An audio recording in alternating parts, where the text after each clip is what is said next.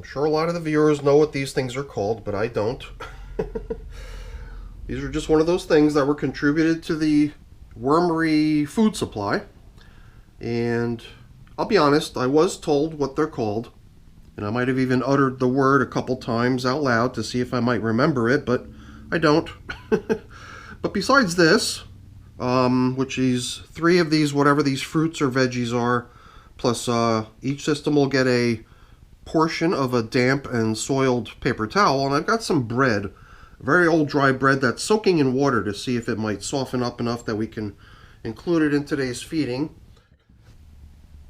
So as far as these little guys go, I've got stats about them, but I bought it down here on a little piece of paper that we could simply chuck in the trash when we're done with it. Well, not in the trash, we'll just throw it in the worm bin, it'll get broken down. So these European nightcrawlers have been in these buckets for 180 days. And another thing that's got a fairly high day count is what's on the bottom of the list here. Oops. 142 days now since we put some corn cobs in here. And we've not fiddled with them, we've not messed with them. The whole idea with that was to see if we can get a sense of exactly how long it takes for worms to break down some corn cob without us breaking it or anything else like that. So the system, my first impression is that it's got a lot more springtails in it than I remember. I don't remember what we fed though. You know, I did breeze through the video last time really quick, and I forget why, because I was, that's what it is. I'm surprised I forgot. I checked in specifically because I wanted to see what we fed last time, and I'm surprised I forgot. They were banana peels, but these don't look like banana peels, do they? These are actually those cardboard tubes that toilet paper comes on, and you can even see here how one was slipped inside of the other, so it's a double tube with the banana peel slid inside of it. And I guess the fun part here would be to take a peek inside to see if the worms have made themselves at home within the cardboard to get at the yummy food, or what. So I like that I can kind of unroll it this way. Oops. Oh, I forgot. There were 2 of them here. Well, we've unrolled the outer one, I believe, at this point, and there's no sign of a big-time worm party going on, so maybe this was something that I had expected more from, in a way, in terms of worm action. But here's one of the corn cobs.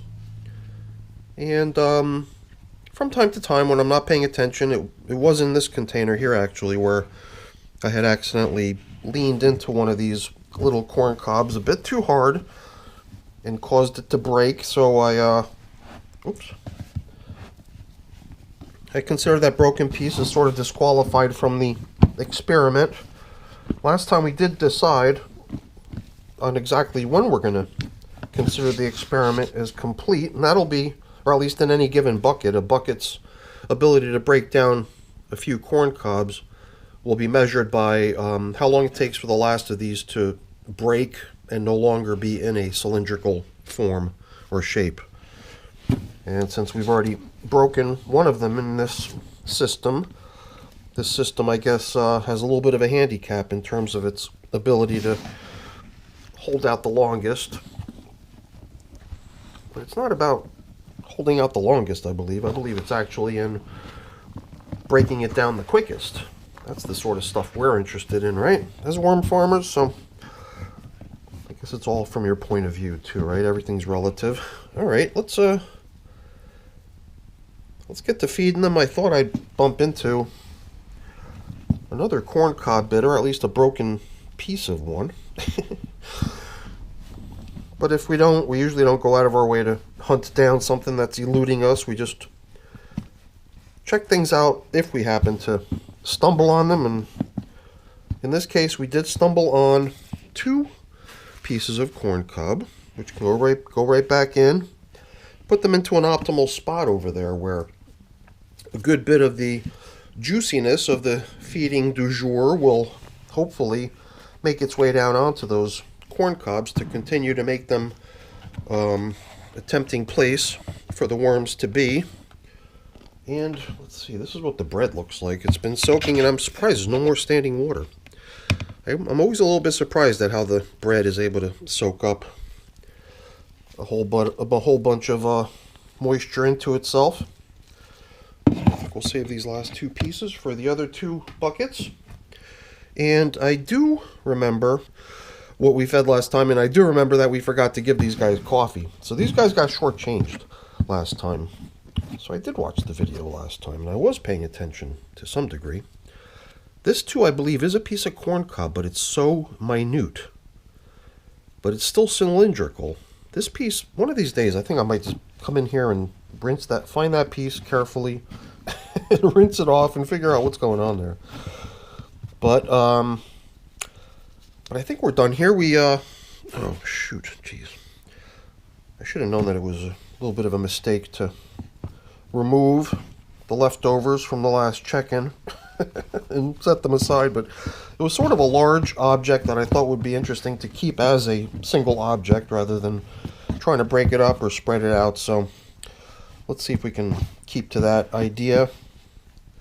Making it up as I go along here to a certain degree, a little bit, so bear with me. But what I wanted to do was get these little guys in on some of the fun with these nice leaves that we spread out across the top on a lot of my systems. Now that it's fall in my region and the leaves are coming down, the supply of leafy matter that I can get from outside to bring in here to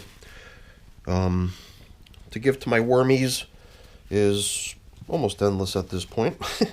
I put away a lot more of this stuff this year than I have in the past years, so I believe that gives me the ability to be pretty generous. So that's the first of three buckets, kind of giving us a sense of what to expect from these cardboard wrapped banana peels. So it's buckets number, what is it, 3, 4, and 5. So here we are in bucket number 4, and let's see how things go. At this point, we should be able to go at this with less of a sense of surprise, knowing already that we're likely to see a good many springtails hanging out like we did before. Probably find a feeding from last time, from 12 days ago, that's holding together pretty good. Here, definitely see some wormies still hanging down on it. Maybe all we did was actually drop a bunch that were taking interest before. But I don't see much difference, and I guess I'm not going to bother with disassembling this one, since I kind of believe we're probably in the same situation here. And let's see. I'm wondering if pulling things out is going to break my concentration here again like it did before. But so far we found 2 corn cobs. We'll just sort of give this system a similar treatment as far as aerating it and inspecting it and just getting a sense of how things are, and then we'll start piling in the yummy foods that we've got for them. So I thought there was something like either 3 or 4 corn cobs placed originally into each system. And oh, here's a third one. But like I said earlier, we're not going to go on a crazy hunt looking for something. If we believe there's still another one, then there might be and there might not be. We're not going to try to confirm that or deny it. And if we do bump into it, that's great, but it's time to press on here. There is a few leftovers here. I see a banana peel. Oh, look at the wormies in there. I don't know if that's off these most recently added banana peels or maybe going back further. But let's get to giving them their, let's see, I thought from a consistency perspective, I think we had placed in the corn cobs in the hopes that maybe some of the newly added foods would entice the worms to focus on the corn cobs a little bit as well. And now it's escaping me. I don't know, I can't remember, but did we add grit? I don't know if we did. We may not have. And that'll just foul up our consistency, or at least our effort to be consistent. And this time I'll just try to get ahead of the curve here instead of needing to excavate a spot to put the banana peel leftovers inside the cardboard tube back in, we can get that taken care of as part of the matter, of course, now that I know what not to forget this time. Alright. Things here at bucket number 4 look pretty nice. Pretty much consistent with what we expected to find, I believe, at this point. So I assume that once we get over to the last bucket, we'll find even more of the same. Or at least hope so. We'll see. Let's get over there now. Okay. What do we got? Alright. It's almost like you're rattling off a checklist in your mind at this point, and at least now I'm also aware of the fact that I've got to keep an eye on not forgetting things like I sometimes do. I don't see a whole lot of difference. It seems like in both cases the worms are definitely drawn to the banana peel, perhaps even a little bit to the cardboard, but they're not going bananas over it. So they don't mind it. They don't. They also don't seem to be totally taken by it either. So that's one corn cob bit encountered so far as part of our aeration. I guess one other thing that I've sort of been assessing, but I've not mentioned too much, was what I'm perceiving as far as moisture content in here. I believe that in all 3 cases we're in good shape as far as moisture goes. It's been sort of a theme in most of my systems lately. As the furnace continues to run more and more as the days get colder and colder, the air in the house definitely gets drier and drier. And that causes the moisture content of my bins to evaporate much more quickly than they would otherwise if there was humid air, densely saturated air in the room already. Very little, if any, evaporation would be happening, but once my furnace kicks in, we get quite the opposite. So, in this case, only 2 leftovers found. No big deal.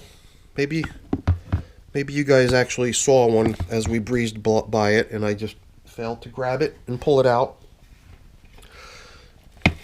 And hopefully, by putting these yummy foods right on top of those corn cobs, we'll continue to promote their breakdown. And, oh, let's not forget, leftovers. Alright, so the corn cob's definitely surviving. And you know, I'm starting to wonder, it's reminding me of a section of the video from last time where we did actually encounter a corn cob that had the appearance as if it was starting to fall apart. I almost forgot the leaves.